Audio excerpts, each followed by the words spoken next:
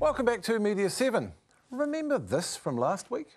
One of the country's unique selling points, that is, and your advertising slogan, I think, was all about this, about the 100% pure New Zealand. That already isn't true as your population does slowly rise, and it's going to get worse. Dr. Mike Joy of Massey University, a leading environmental scientist in your country, he said just the other day, he said, we are delusional about how clean and green we are. Well, that might be Mike Joy's view, but I don't share that view. But he is very well qualified, isn't he? And he's looked, for example, at the fact that half your lakes, 90% of your lowland rivers are now classed as polluted. Well, look, I'd hate to get into a flaming row with one of our academics, but he's offering his view. I think any person that goes down to New Zealand... He's a scientist. It's based on research. It's not just an opinion he's one from the academic, air. and like lawyers, I could provide you another one that would give you a counter view. If anybody goes down to New Zealand and looks at our environmental credentials and looks at New Zealand, then for the most part, I think, in comparison with the rest of the world, we are 100% pure. In other words, our air quality is very high. 100%. 100% is 100%, and clearly you're not 100%. I mean, whether you agree with Mike Joy's figures or not, he says the problem is that central government, he's not just blaming you, but over decades, central government in New Zealand has been complacent about this. So what are you going to do about it? Yeah, so I don't actually totally agree with that proposition. I mean, for a start off, yes, of course the population is getting larger and that creates some form of pollution. And yes, we have a large agricultural base, and so as we've become intensifying our dairying operations, that's had some impact on our river quality. Now what the government has been doing is demanding much higher environmental standards. So actually for the most part, you jump in any New Zealand river or stream, you go and breathe the air and you walk up a mountain, I'd argue with you that if you don't believe it's clean and green, then you need to show me a country that's cleaner and greener. That was the Prime Minister magically converting a warning from one of our top environmental scientists into a matter of mere opinion on BBC Hard Talk. The interview got a fair bit of local media coverage, but we couldn't find a response from Mike Joy, the scientist involved. That's because no one actually talked to him. Happily, Mike Joy is with me now. Welcome, Mike. Hello. Now, I should say we actually did find someone who talked to you. You were on at 6:30 a.m. on Radio Live one morning. Yes, that's so right. Someone paid attention. Were you surprised that other media didn't contact you? Yeah, I could see the debate online, and I heard about it, and I was wondering if anyone was going to speak to me. Did you, as the Dominion Post suggested, issue a challenge to the Prime Minister to prove you wrong? I don't know where that came from. I'm a bit worried about this sort of Chinese whispers thing that seemed to be happening on the web. Yeah. This all came from the opinion piece, which clearly the BBC researcher read, that you wrote in the Herald. What was the gist of that?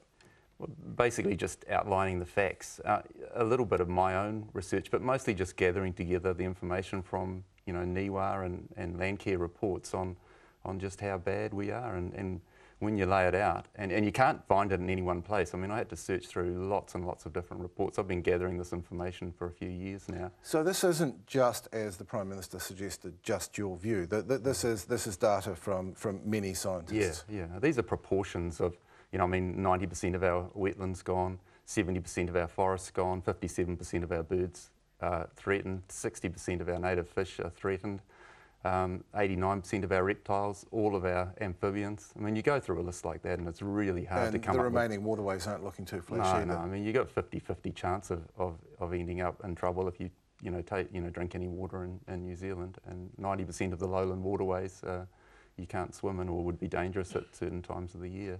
The thing that intrigues me is this is data that we've paid for. Yeah. This is all from taxpayer-funded organisations, and yet it doesn't seem to get through. And as you pointed out, governments, not just this one, but over the years, haven't listened. Why the disconnect? Well, I mean, I can see how the process goes wrong. The scientists are collecting the data and doing it honestly, but everyone reporting on the state of the environment in New Zealand, from councils to Ministry for the Environment, are effectively reporting on themselves.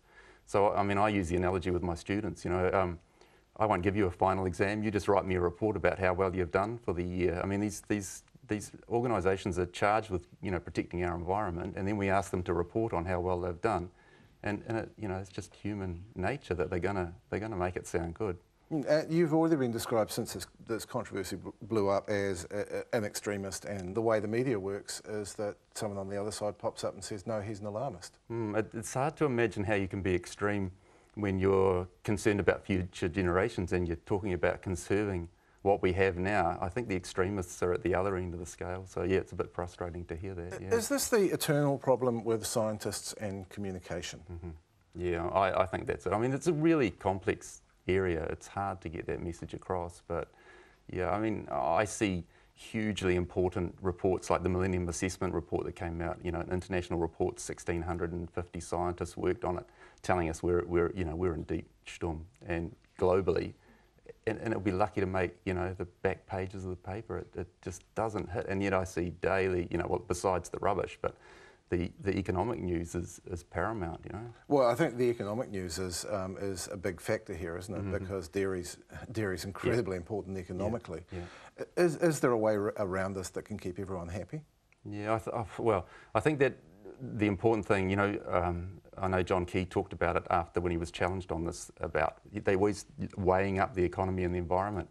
They know everything there is to know about the economy and how to measure it. They know virtually nothing about how to measure the environment. And so how can you be doing this balancing act when you only have one side of the equation? Were you encouraged by Peter Gluckman's paper? Because that set out a pretty clear philosophy about how you make good policy, and that's by paying attention to the evidence. This is the most frustrating thing. When you look at the stuff that's written about the environment or the stuff that's written about how we should be doing things, we could build libraries with it, but you know, that doesn't filter down to reality. So I get a bit frustrated with, you know, reports and you know, nice words. What would you like to see happen, just finally? I would like to see some accounting for what dairy's costing us. There's lots of news about how good it is for the economy. No one's, you know, pricing it, and this is where journalists should be doing their job, I think, and saying, hang on a minute, how much did this cost us environmentally? Well, Mike Joy, best of luck with your work. Thank you. Thank you, Mike Joy. Thanks also to Ross Bell and Aaron Barra, and thanks to you for watching. We'll be back with Media7 at the same time next week. Until then, goodbye.